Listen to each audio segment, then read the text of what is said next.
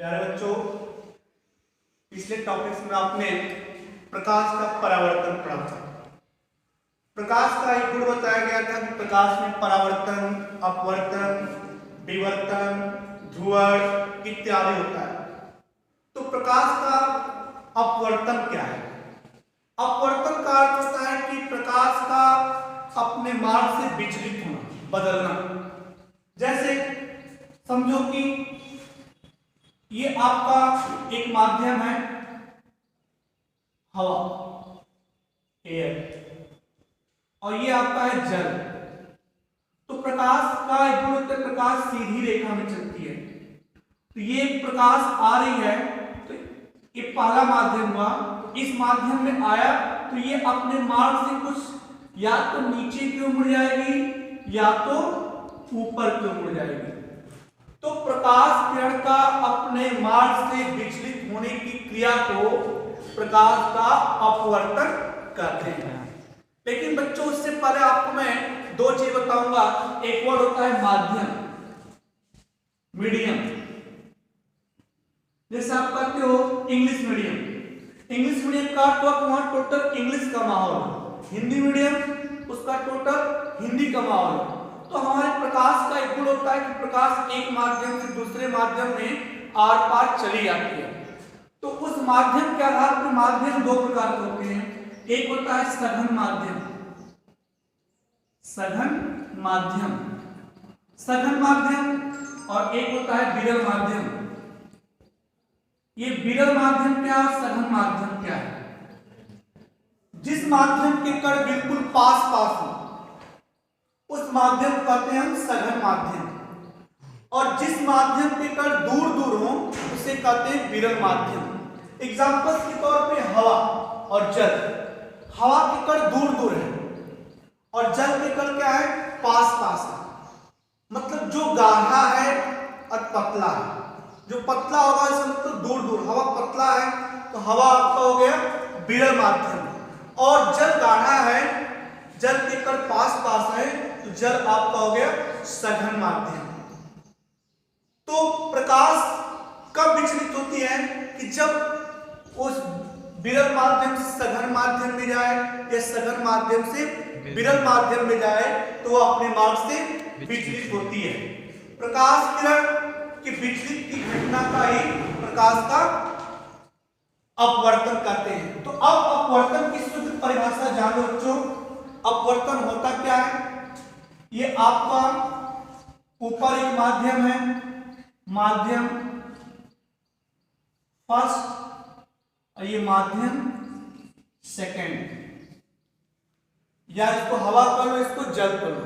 तो जब कोई प्रकाश किरण एक माध्यम से चल के दूसरे माध्यम में प्रवेश करती है तो अपने मार्ग से कुछ विचलित हो जाती है। प्रकाश किरण के विचलित होने की घटना को प्रकाश का अपवर्तन कहते हैं। अब जो किरण आती है इस किरण को हम आपतित किरण कहते हैं, इंसिडेंट रेज। आपतित किरण, जो किरण अपने मार्ग से विचलित होती है, परिवर्तित होती है, इसको हम अपवर्तित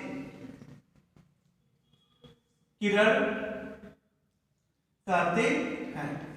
सपोज करो कि ये कोई किरण ए है, ये बी है या ओ है, तो ए ओ क्या है, आपतित किरण, और ये बी है जो अपने मार्ग से विचलित हो रही है, ये अपवर्तित किरण है। तो जिस प्रकार प्रकाश के परावर्तन का नियम पढ़ा, ठीक उसी प्रकार प्रकाश के अपवर्तन का भी नियम होता है। तो अपवर्तन के नियम से पहले आपको बच्चों होता है कि यहां पर आपने एक सीधे इस तल पे एक लंबवत रेखा खींचा। इस लंबवत रेखा को हम अभिलंब कहते हैं। जो किसी तल पे खींची गई लंबवत रेखा को अभिलंब कहते हैं। इस अभिलंब को हमने कैपिटल एन से कर दिया नॉर्मल पॉइंट्स। आप देख रहे हो तो इसको मैंने ऐसे कर लिया। आपतित किरण और अभिलंब के बीच में कुछ झुकाव है, और अभिलंब और अपवर्तित किरण के बीच में भी कुछ झुकाव है। तो आपने जब परावर्तन पढ़ रहे थे तो आपने पढ़ा कि आपतित किरण और अभिलंब के बीच के कोण को आपतन कोण कहते हैं। आपतित किरण और अभिलंब के बीच के कोण को आपतन कोण कहते हैं, इंसिडेंट एंगल। इसको फर्स्ट लेटर आई हो गया। और अपवर्तित किरण और अभिलंब के बीच के कोण को हम अपवर्तन कोण कहते हैं। ये अपवर्तन कोण आर हो गया। तो इस प्रकाश किरण में कब अभिलंब की ओर आएगी, कब अभिलंब से दूर जाएगी, इसकी चर्चा बाद में करेंगे। अब आपको प्रकाश के अपवर्तन के नियम बताएंगे। तो प्रकाश के अपवर्तन के दो नियम है बच्चों। फर्स्ट नियम है, आप देख रहे हैं कि यहां पर जो आपतित किरण है, अपवर्तित किरण है और आपतन बिंदु पे जो अभिलंब है, तीनों एक ही जगह स्थित है, O पर।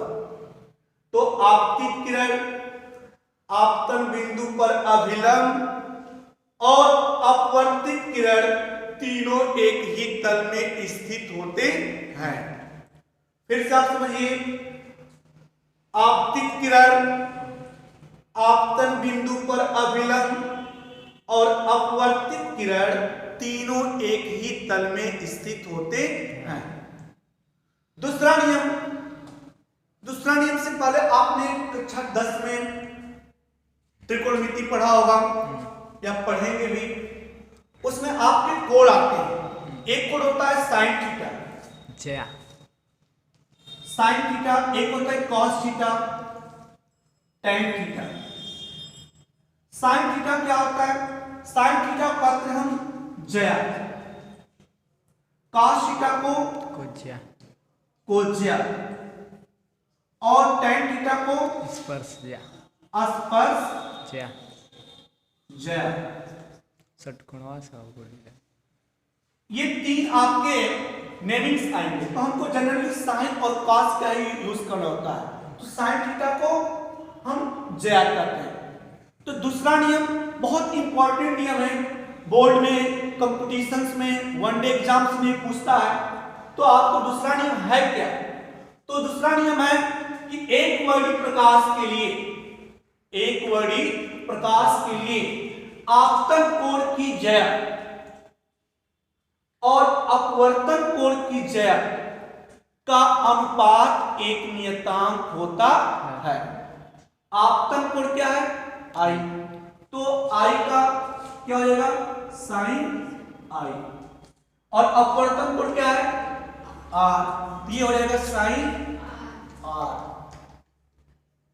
इसका अनुपात जो है एक नियतांक होता है, नियतांक, जिसको n से, और हमारा एनसीईआरटी सिलेबस में नियतांक को म्यू से इंडिकेट कर रहा है। n से पुराना सिलेबस में था और नए सिलेबस में इसको म्यू कर दिया है। तो जहां n क्या है? कांस्टेंट। जहां n या म्यू एक नियतांक है जिसे पहले माध्यम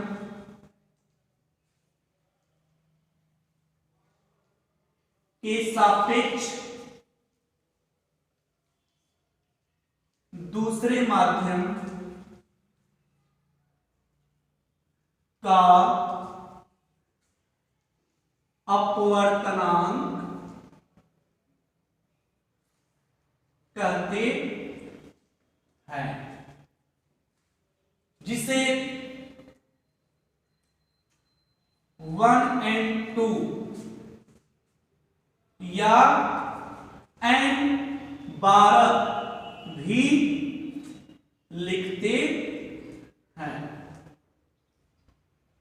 प्यारे बच्चों, आपको बताया गया कि n या म्यू एक नियतांक है जिसे पहले माध्यम के सापेक्ष दूसरे माध्यम का अपवर्तनांक कहते हैं। तो पहले माध्यम के सापेक्ष मतलब 1 and 2 या इसको n12 भी लिख सकते हैं। एग्जांपल्स के तौर पे पहला माध्यम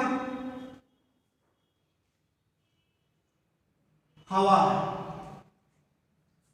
एयर, तथा दूसरा माध्यम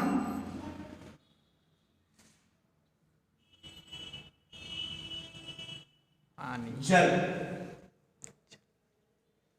वाटर।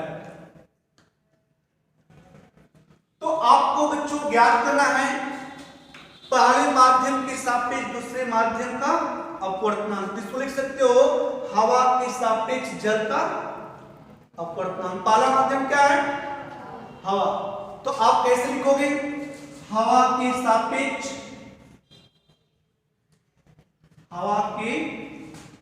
सापेक्ष जल का अपवर्तनांक।